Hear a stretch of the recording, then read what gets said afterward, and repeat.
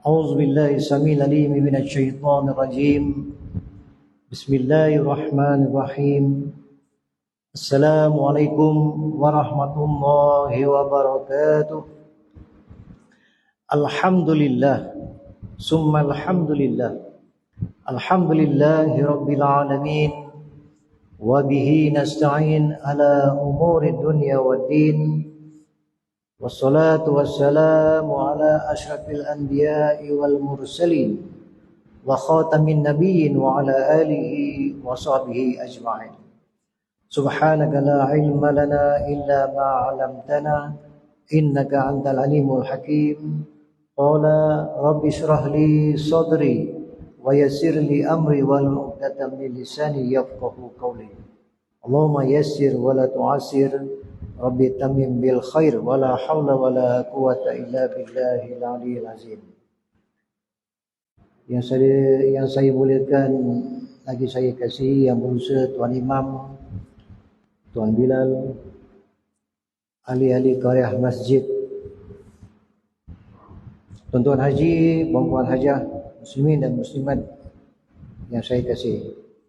InsyaAllah tuan-tuan, di waktu maghrib, waktu yang pendek ini insyaAllah kita sambung semula perkongsian ilmu kita dalam bahagian. InsyaAllah kita masih lagi di dalam tajuk keutamaan orang-orang alim, insyaAllah. Tuan-tuan yang mulakan, saya kasih mengambil keberkatan daripada Al-Quran. InsyaAllah kita mulakan perkongsian kita dengan bacaan umul kitab Al-Fatihah. أعوذ بالله من الشيطان الرجيم. بسم الله. الحمد لله رب العالمين الرحمن الرحيم مالك يوم الدين إياك نعبد وإياك نستعين اهدنا الصراط المستقيم صراط الذين أنعمت عليهم غير المغضوب عليهم ولا الضالين.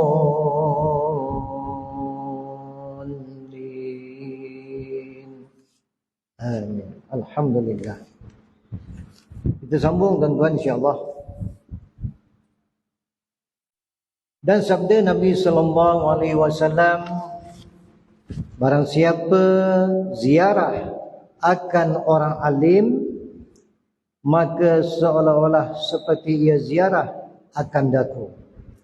Dan barang siapa berjabat tangan akan orang alim, maka seolah-olah seperti ia berjabat tangan akan daku. Dan barang siapa yang duduk ia bersama dengan orang-orang alim, maka seolah-olah ia duduk akan daku pada dunia. Dan barang siapa yang bersama-sama akan daku pada dunia, aku akan bersama dengan dia menyertai aku pada hari kiamat. Ini dia tuan-tuan, mafhum. Nabi SAW bersabda, barang siapa yang ziarah akan orang-orang alim, ziarah orang-orang alim, maka seolah-olah seperti ia ziarah akan daku. Begitu juga barang siapa yang berjabat tangan dengan orang alim, seolah-olah ia berjabat tangan dengan baginda sallallahu alaihi wasallam. Dan barang siapa yang duduk bersama dengan orang-orang alim, maka seolah-olah samalah umpama ia duduk bersama dengan baginda sallallahu alaihi wasallam. Jadi tuan-tuan, ini juga sebagai motivasi kepada diri kita. Galakan supaya kita sentiasa bersama-sama dengan orang-orang alim. Yang lepas kita pun dah faham, dah jelas siapakah yang dimaksudkan dengan orang-orang alim ini. InsyaAllah nanti kita akan ulang balik. Kita teruskan tuan-tuan. Riwayat daripada Abi Hurairah radhiyallahu anhu berkata, Aku dengar Rasulullah sallallahu alaihi wasallam bersabda, barang siapa ziarah orang alim, aku dhaman. Dhaman ni maksudnya jamin. Baginda sallallahu alaihi wasallam jamin baginya atas Allah Subhanahu wa taala akan syurga baginya. Allahu akbar. Hebat tuan-tuan. Daripada sahabat Abi Hurairah radhiyallahu anhu berkata, aku dengar baginda sallallahu alaihi wasallam bersabda, barang siapa ziarah orang alim, aku dhaman baginya. Maknanya Nabi SAW jamin baginya atas Allah Subhanahu wa taala akan syurga Allah. Subhanallah. Dan daripada Sayyidina Ali Ibnu Abi Talib bahawa berkata ia sabda Nabi sallallahu alaihi wasallam, barang siapa ziarah akan orang alim, yakni pada kuburnya. Tadi ziarah orang alim di saat kita hidup. Ini dalam satu hadis lagi daripada Sayyidina Ali mengatakan bahawa Nabi SAW bersabda, barang siapa ziarah akan orang alim, yakni pada kuburnya, kemudian membaca ia di sisinya akan suatu ayat daripada kitab Allah, nescaya memberi akan dia oleh Allah Ta'ala dengan sebilang-bilang langkahnya satu mahligai di dalam syurga. Allah Akbar. Hebat tuan-tuan. Ziarah kubur orang alim saja. Dan adalah baginya dengan tiap-tiap satu huruf yang dibaca di atas kuburnya, yaitu kubur orang alim itu, satu mahligai di syurga daripada emas. Hebat tuan-tuan. Kita masih di dalam membicarakan keutamaan orang-orang alim. Jadi kita refresh balik tuan-tuan pelajaran yang kita dah pun belajar di minggu yang lalu. Yang dimaksudkan dengan orang alim ni siapa tuan-tuan? Iaitu orang-orang yang mempunyai ilmu pengetahuan, yang mana ilmunya itu kekal di dalam dirinya, di dalam dadanya, walau di mana diri itu berada. Maknanya di antara ilmu dan dirinya itu tidak terpisah. Contohnya kalau individu itu berada di Muar, dia tidak tinggalkan ilmunya di Bukit Gambir. Dia tidak meninggalkan pengetahuannya di Bukit Gambir. Maknanya ilmunya pun ikut bersama dengan tubuh badan. Maknanya ilmu di dalam dirinya itu, ilmu di dalam dadanya itu tidak terpisah dengan diri fizikalnya. Itu yang dimaksudkan orang alim tuan-tuan. Orang yang berilmu, mempunyai ilmu pengetahuan.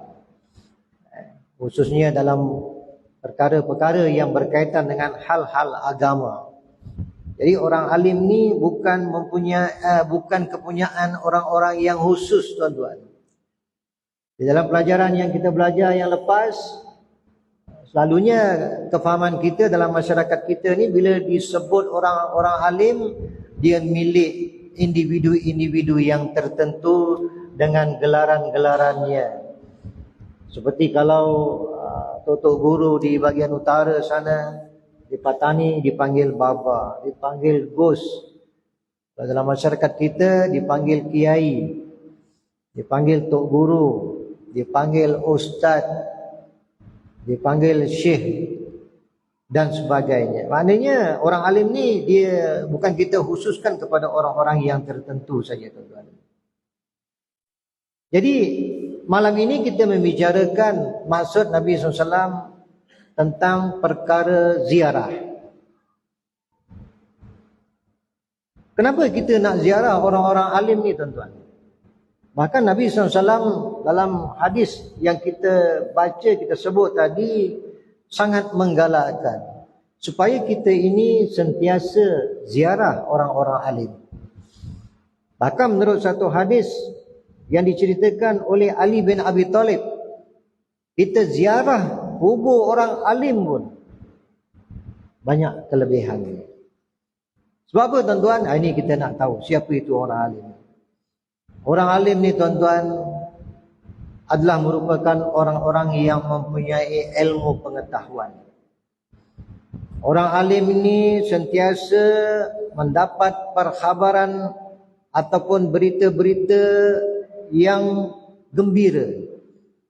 Perkara-perkara yang disebut berkenaan dengan hal-hal kebajikan biasanya orang-orang alim yang buat.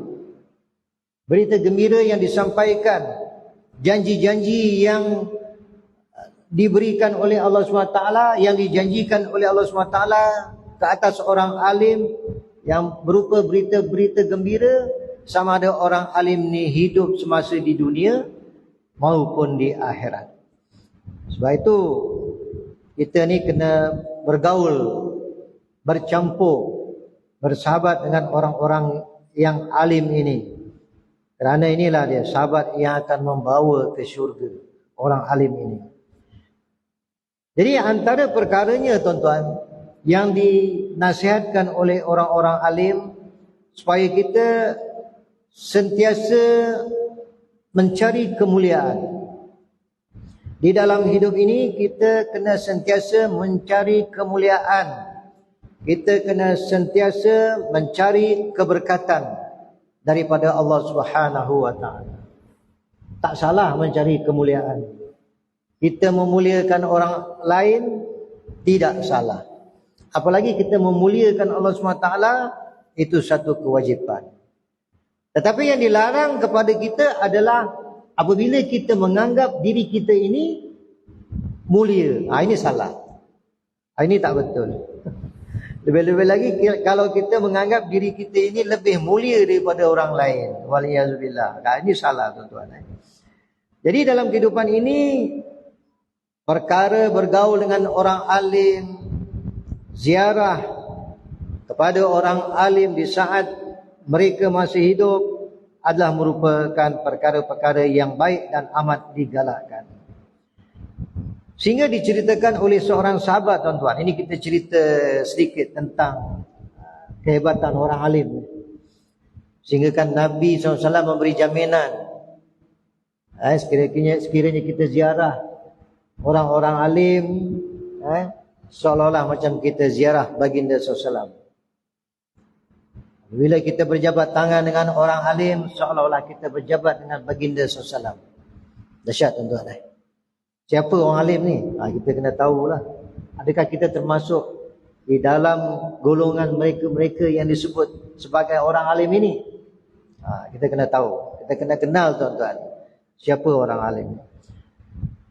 Hebatnya orang alim ni tuan-tuan. Sehingga seorang sahabat,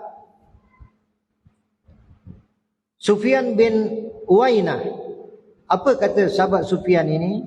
Orang alim ni, orang soleh ni, jika kita sebut nama dia pun, maka akan turunlah rahmat Allah Subhanahu wa taala dan keberkatan daripada Allah Subhanahu wa taala. Sebut nama dia saja.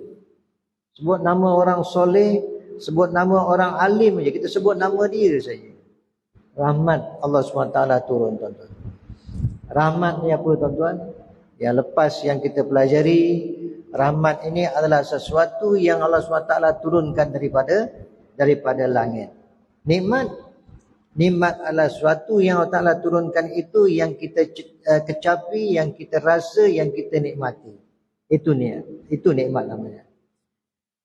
Jadi sedangkan apabila kita sebut saja nama orang alim, kita sebut saja nama orang soleh ini, sehinggakan rahmat daripada Allah SWT itu turun daripada langit.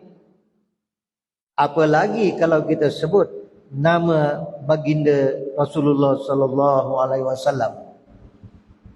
Title Nabi sallallahu alaihi wasallam ini adalah penghulu kepada seluruh orang-orang soleh. Sebab itu bukan saja kita digalakkan supaya ziarah orang alim di saat mereka masih hidup, Bahkan kita digalakkan juga untuk ziarah kubur orang-orang alim. Supaya apa tuan-tuan? Supaya kita ingat akan akhirat. Kita ingat akan hari kemudian nanti. Walaupun tidak 100% tuan-tuan. Walaupun cuma 5%, walaupun 10%, insya-Allah memberi kesan dan bekas ke atas diri kita untuk kita mengingati akan Allah Subhanahu wa taala.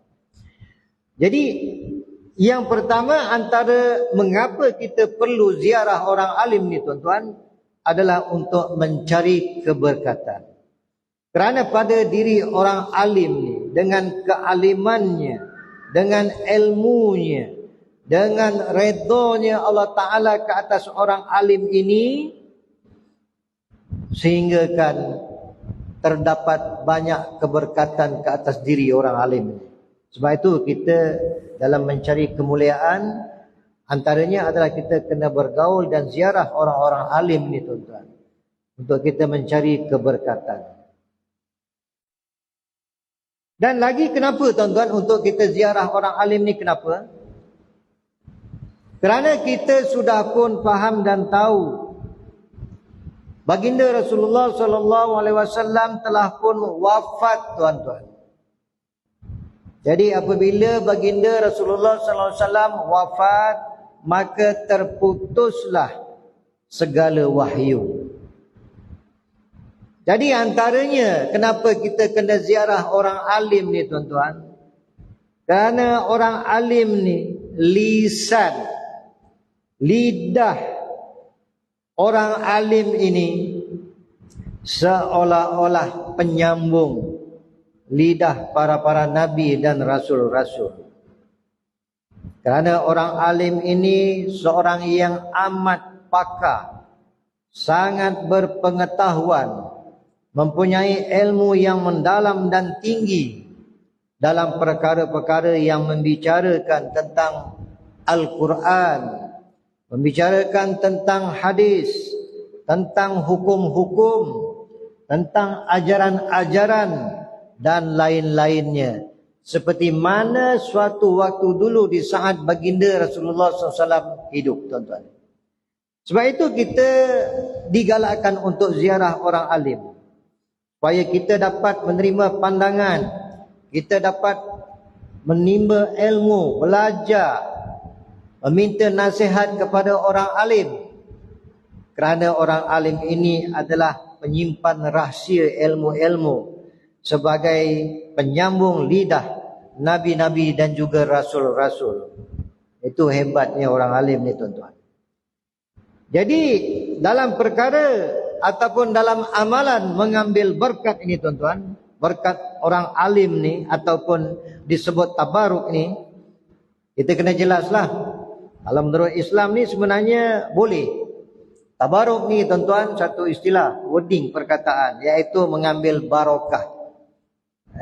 Daripada segi bahasanya, tabaruk ini adalah kebaikan-kebaikan daripada Allah SWT tentang perkara sesuatu, tentang sesuatu pada orang alim ni tuan-tuan. Kerana orang alim ni hubungan hatinya, hubungan jiwa raganya, hubungan dirinya dengan Allah Subhanahu Wa Taala sangat hebat.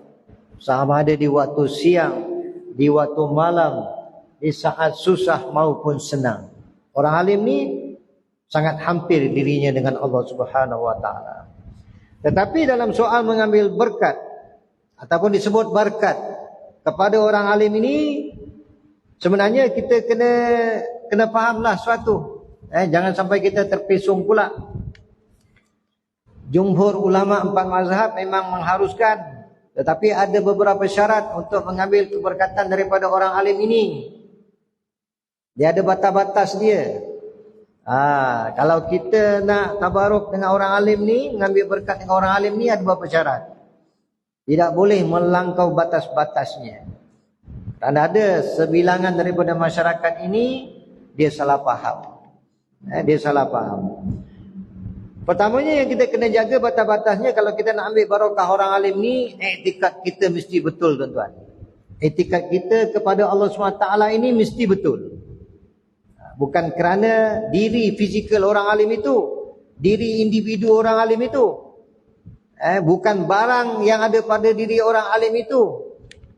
Kita ambil berkat jubahnya, kita ambil berkat tasbihnya, kita ambil berkat sajadahnya, kita ambil berkat kopiahnya. Bukan barang atau bukan individunya tu yang kita nak ambil berkat. Itu kena faham. Ini yang dikatakan jumhur ulama 4 mazhab mengharuskan kita tabaruk dengan orang alim, tetapi dengan batas-batas yang perlu kita jaga. Kerana mengambil tabaruk, mengambil berkah ni tuan-tuan adalah bersifat peribadi pada diri masing-masing lah. Dia bukan jemaah. Nanti timbul fitnah. Yang tersasarnya tu, contoh, bila ziarah kubur orang alim, apa yang dia buat Pak Bilal? Dia keramatkan kubur orang alim ni. Macam-macam dia letak. Yang bertih beras lah, yang batu kemenyan dekat kubur orang alim lah, yang batu nisannya diikat kain kuning lah, kain merah lah, macam-macam dikeramatkan. Itu tak boleh. Itu bukan mengambil keberkatan. Jadi tabaruk dengan orang alim ni, orang saleh ni harus boleh, tapi kita kena jaga batas-batasnya tuan-tuan. Dalam soal keberkatan yang ada pada diri orang alim ini, sebab tu kita dinasihatkan supaya kita kena rajin ziarah orang-orang alim. Kita dah tahu tadi di mana apabila baginda sallallahu alaihi wasallam wafat, maka terputuslah wahyu-wahyu. Jadi lisan orang alim ini adalah merupakan penyambung, umpama penyambung lidah nabi-nabi dan rasul-rasul. Kerana mereka adalah orang-orang yang mahir, orang-orang yang pakar dalam perkara yang berkaitan dengan Al-Quran, perkara yang berkaitan dengan hadis, dengan hukum-hukum, ajaran-ajaran dan juga lain-lain. Itu dia ceritanya tuan-tuan. Sebab itu banyak kebaikannya kita berdamping dengan orang alim, bercampur dengan orang alim, belajar dengan orang alimnya. Dalam bab keberkatan ni, setiap orang Islam termasuk kita tuan-tuan kena faham. Keberkatan itu hanya datang daripada Allah Subhanahu wa taala. Sebab itu kita tak boleh dalam mengambil keberkatan orang alim sehingga kita ziarah kubur dia. Kalau kita tengok dalam masyarakat kita sekarang ni dah tersasar. Dikeramatkan pula kubur tu. Ada setengahnya tu dipuja pula kubur ni. Kubur orang alim ni. Kubur boleh bagi apa? Sebab itu dalam soal mengambil keberkatan ni bukan barang kepunyaan orang alim tu. Bukan kuburnya tu yang memberi keberkatan. Bukan individu orang alim itu yang memberi keberkatan kepada kita, bukan. Sebab tu kita kena jelas dan faham bahawa keberkatan itu hanya datang daripada Allah Subhanahu wa taala. Jadi tidak daripada mana-mana datang keberkatan tu. Datang daripada jubah orang alim, datang daripada kupiah orang alim, datang daripada tasbih orang alim, datang daripada sejadah orang alim. Bukan kerana itu. Dia tidak datang daripada mana-mana. Jadi kita kena jelas bahawa keberkatan yang ada pada diri orang alim itu tidak datang daripada mana-mana benda material yang ada pada diri orang alim tu. Yang ada hanya sejarah. Kalau kita ambil sejarah, ambil tasbih daripada orang alim, itu sejarah. Tasbih ini pernah digunakan oleh tok guru ini. Tasbih ini pernah digunakan oleh kiai ini. Sejarahnya saja, bukan keberkatannya. Nak kena ingat. Seperti mana dalam firman Allah Subhanahu wa taala dalam surah Al-A'raf ayat 96. Auzubillahi minasyaitonirrajim. Walau anna ahlal qura amanu wattaqau lafatahna alaihim barakatim minas samai wal ardh. Apa maknanya tuan-tuan? Sekiranya penduduk negeri itu beriman serta bertakwa, tentulah kami akan membuka kepada mereka pintu-pintu pengurniaan yang melempah-lempah berkatnya melempah-lempah berkatnya daripada langit dan bumi. Jelas bahawa keberkatan itu datang daripada Allah Subhanahu wa taala. Cumanya mengapa istimewa orang alim ini? Apa kelebihan orang alim ini tuan-tuan? Tadi kita dah tahu. Kita sambung lagi. Supaya memberi satu suntikan dan semangat ke atas diri kita untuk kita sentiasa mencari orang alim. Sentiasa hadir dalam majlis orang-orang alim. Mencari ilmu bersama dalam halakah-halakah orang-orang alim. Antaranya, orang-orang alim ini mempunyai ilmu yang cukup tinggi dan lengkap tentang Al-Quran. Seolah-olah orang alim ini menyimpan ilmu para nabi di dalam kepalanya. Maksudnya di dalam ingatannya. Ini hebat orang alim. Bahkan menyimpan ilmu kenabian ini di dalam hatinya. Jelasnya orang alim ini memelihara Al-Quran, terjemahan-terjemahannya yang berkaitan dengan hadis, selok-belok hukum hakam dan sebagainya. Sebab itu dikatakan mereka ini mempunyai ilmu yang tinggi dan lengkap. Mempunyai atau menyimpan ilmu pengetahuan kenabian di dalam fikirannya, bahkan di dalam hatinya. Dahsyat orang alim ini tuan-tuan. Dan dikatakan bahawa orang alim ini adalah merupakan golongan yang mendapat naungan Arasy Allah Subhanahu wa taala di hari pengadilan yang amat menyeramkan, yang amat menggerunkan. Sebab itu dikatakan bahawa orang alim ini adalah merupakan ahli yang faham tentang Al-Quran. Hebat orang alim ini. Dia menyimpan ilmu kenabian di dalam ingatannya, juga di dalam hatinya. Kita lanjutkan lagi tuan-tuan, supaya kita faham tentang kedudukan kealiman orang alim ini.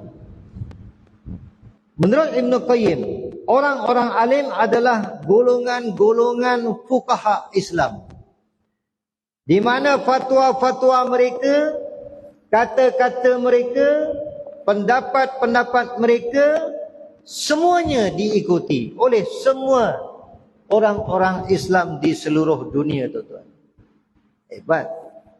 Kalau cakap kita ni tak ada siapa nak dengar. Cakap kita ni disanggah. Cakap kita ni tak ada fakta. Tapi orang alim ni kata-katanya dipakai. Pendapatnya diterima. Fatwanya diguna pakai.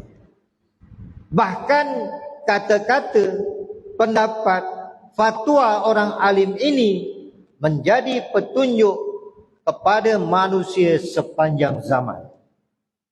Hebat orang alim itu, tuan-tuan. Dan dikatakan orang alim ini adalah merupakan ahli dalam mengeluarkan perkara-perkara yang bersangkut paut dengan hukum. Bahkan orang alim ni yang disebut orang alim ini, diri pribadi orang alim ini, dirinya itu sangat tegas dalam memelihara atau menjaga kaedah-kaedah pengambilan hukum yang dibuat. Dia sangat tegas.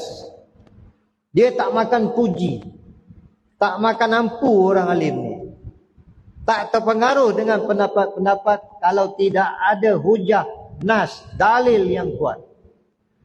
Tak ada. Dalam soal kaedah pengambilan hukum, diri pribadi orang alim ini sangat tegas, tuan-tuan.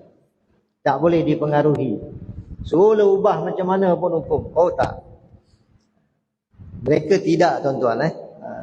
Dia tak macam kita. Sebab itu orang alim ni dia sangat jaga sifat-sifat di dalam kehidupan sehariannya. Peribadinya sangat dijaga, tuan-tuan. Akhlaknya sangat dijaga. Ni yang dikatakan orang alim. Dalam bab bergurau pun dia tidak bergurau suka-suka, tuan-tuan. Kerana cakapnya itu adalah fatwa.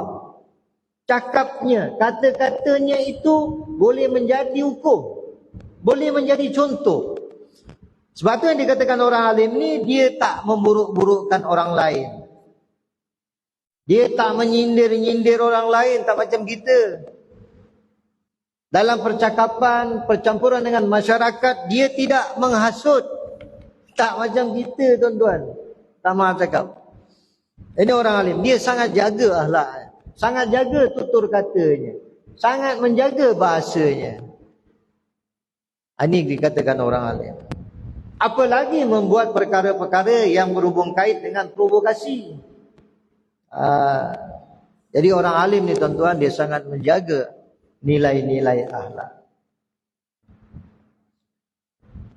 Kita masih membicarakan lagi tentang orang alim ni tuan-tuan. Mengapa orang alim ni tuan-tuan? Orang alim ni dia memandu dan membuat perbezaan keputusan yang betul. Dia mengajar kita supaya satu, dia pandu kita, dia asuh kita, dia didik kita dalam kita membuat satu keputusan. Kita boleh membezakan di antara perkara yang betul ataupun yang tidak, tuan-tuan. InsyaAllah kita beri laluan kepada azan.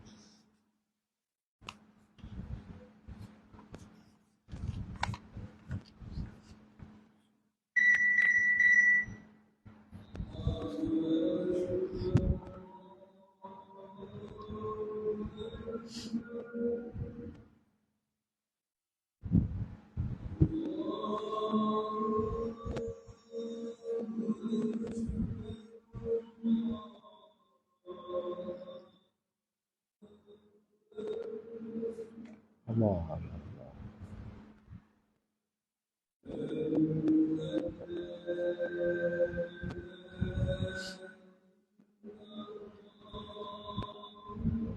Asyhadu an la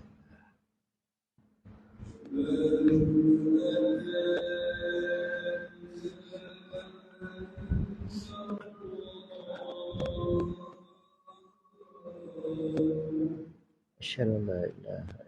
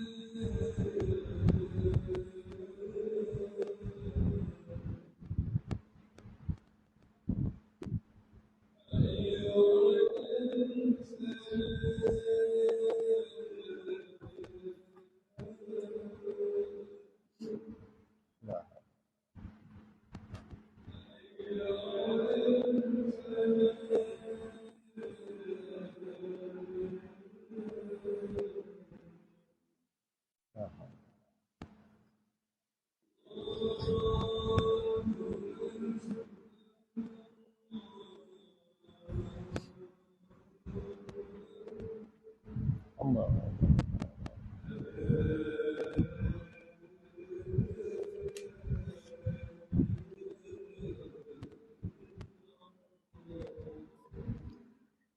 La-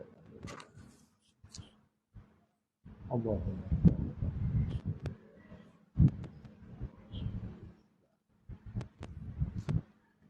InsyaAllah tuan-tuan kita sambung sedikit. Orang alim ni tuan-tuan, dia memandu diri kita. Terutama dalam kita membezakan untuk kita membuat keputusan secara betul. Kalau tak ada panduan didikan daripada orang alim ni tuan-tuan, kita akan jadi jahil ataupun penyakit-penyakit yang lain. Contohnya tuan-tuan, dalam soal ibadah kita, ibadah seharian kita, ibadah ni dia ada dua tuan-tuan. Yang pertamanya ibadah khusus. Ibadah khusus seperti mana yang tuan-tuan tahu, seperti solat, puasa, zakat, haji dan sebagainya. Satu lagi adalah ibadah umum. Yang dimaksudkan dengan ibadat umum ini seperti segala perbuatan-perbuatan manusia yang baik.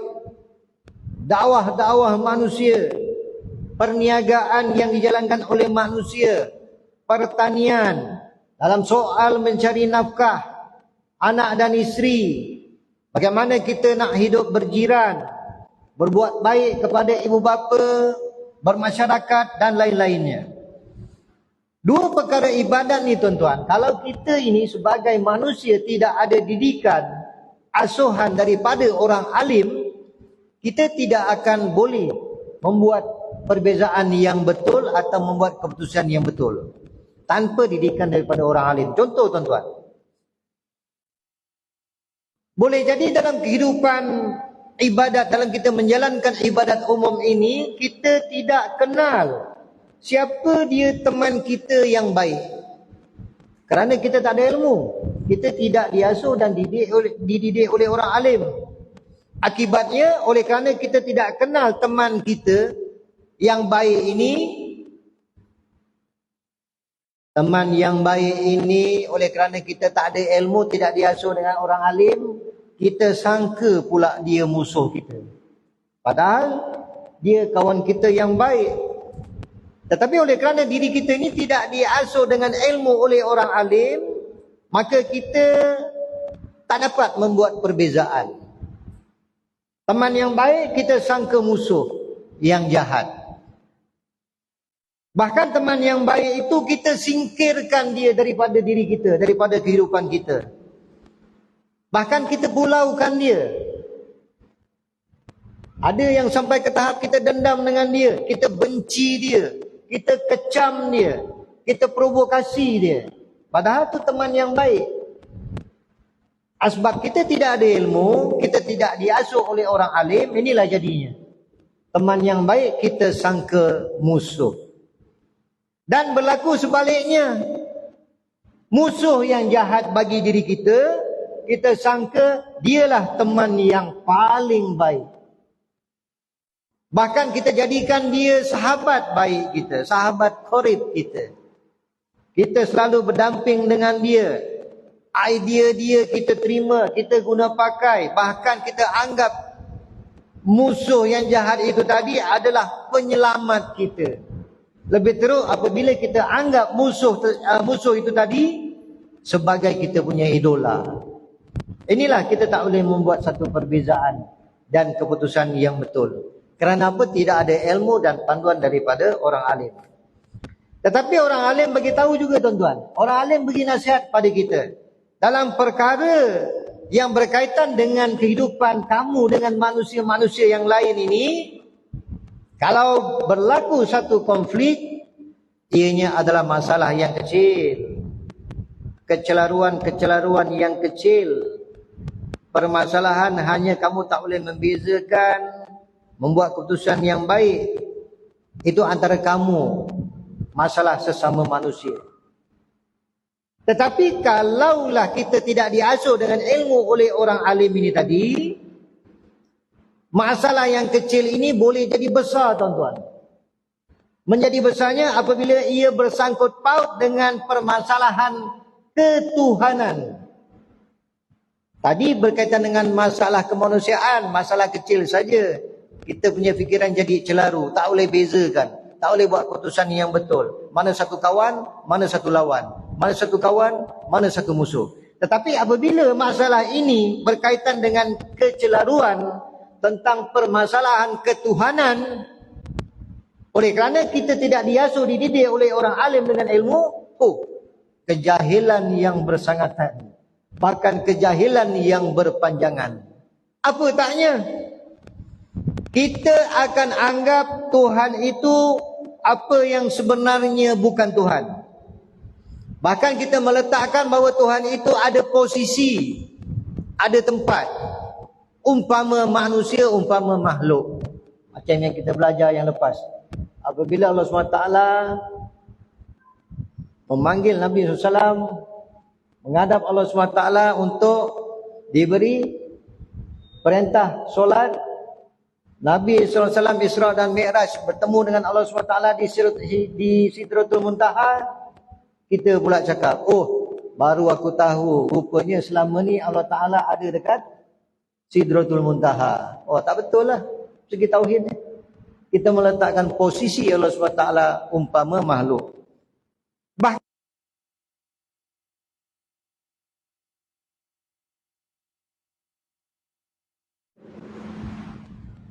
Tuhan makan ubat, makan Panadol, makan serbuk kaki 3 dan sebagainya. Memerlukan kerusi, air, makanan dan sebagainya. Inilah kecelaruan yang paling besar. Kejahilan yang tidak diatasi, maka ianya akan berpanjangan. Rosak ibadat kita tuan-tuan jadinya. Kita akan anggap Tuhan itu macam-macam. Bahawa Tuhan itu beranak dan diperanakan. Dan ada yang mengatakan Tuhan itu ada 3. Wah, dahsyat. Kejahilan ni sebab kita tidak ada ilmu dan tidak dididik oleh orang alim. Bahkan kita ataupun ada masyarakat yang menganggap oleh kerana tidak ada ilmu mengatakan bahawa malaikat itu sama saja darjatnya dengan syaitan. Kitab suci Al-Quran itu umpama buku cerita, buku sejarah saja. Dahsyat. Sebab itu dikatakan kalau tidak ada ilmu, kalau tidak dididik oleh orang alim dalam kecelaruan memahami tentang permasalahan ketuhanan, ianya akan menjadi besar, tuan-tuan. Jadi tuan-tuan, jahil itu adalah merupakan satu penyakit. Jangan biarkan ianya berlarut-larutan, tidak diperbetulkan dan tidak diperbaiki.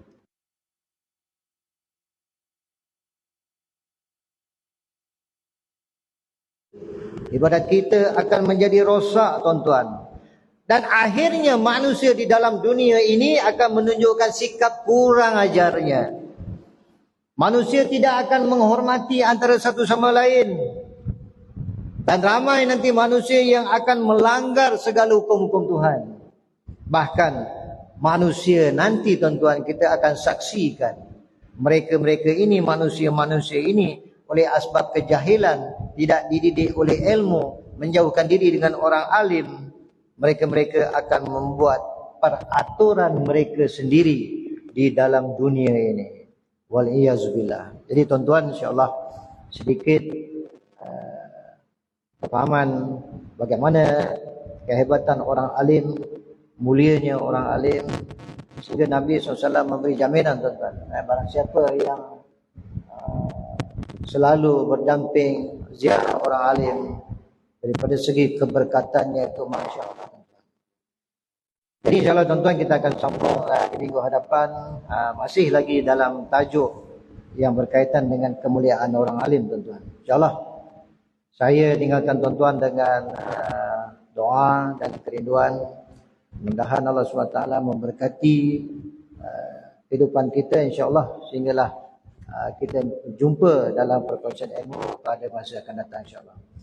A'udzubillahi minasyaitonirrajim. Bismillahirrahmanirrahim. Alhamdulillahirabbil alamin, wassalatu wassalamu ala asyrafil anbiya'i wal mursalin wa ala alihi wa sahbihi ajma'in. Allahumma aftah 'alaina futuhal 'arifin wa faqihna fid din wa 'allimna ta'wil wahdina ila siratikal mustaqim ya ilahal alamin. Ya Allah, sesungguhnya kami bermohon kepadamu ilmu-ilmu yang bermanfaat, rezeki-rezeki yang baik dan halal, juga amalan-amalan yang kau terima. Ya Allah, segala puji hanya untuk-Mu. Engkau adalah cahaya yang di langit, juga cahaya yang ada di bumi. Ya Allah, sesungguhnya kami telah menganiayai diri kami dengan berbagai-bagai kezaliman yang banyak. Sedangkan tidak ada suatu kuasa pun yang mampu untuk mengampuni kami, hanya Engkau jua, Ya Allah. Ya Allah, ampunilah kami dengan keampunan-Mu dan kasihanilah kami. Sesungguhnya Engkau adalah Tuhan yang Maha Pengampun lagi Maha Pemberi rahmat. Ya Allah, Ya Rahmanu, Ya Rahim. Ya Allah, hanya rahmat dan kasih sayang-Mu jualah yang kami sangat harapkan. Maka itu janganlah Engkau biarkan diri kami ini walau sekejap mata sahaja pun. Permudahkanlah ya Allah, dan berilah kami kekuatan dan kesehatan agar kami dapat memperbaiki setiap amalan kami, sama ada amalan kami yang fardu maupun yang sunat. Ya Allah, ampunilah dosa kami, dosa anak isteri kami, dosa zuriat keturunan kami, dosa adik-beradik kami, juga dosa kedua orang tua kami. Kasihanilah kedua orang tua kami, ya Allah, sebagaimana mereka mengasihani kami sejak kami daripada kecil. Allahumma ya qadiyal hajaz wa ya rafi'ad darajat, walhamdulillahi rabbil alamin. Semoga Allah SWT memberkati tuan-tuan. Barakallahu fiikum. Assalamualaikum warahmatullahi wabarakatuh.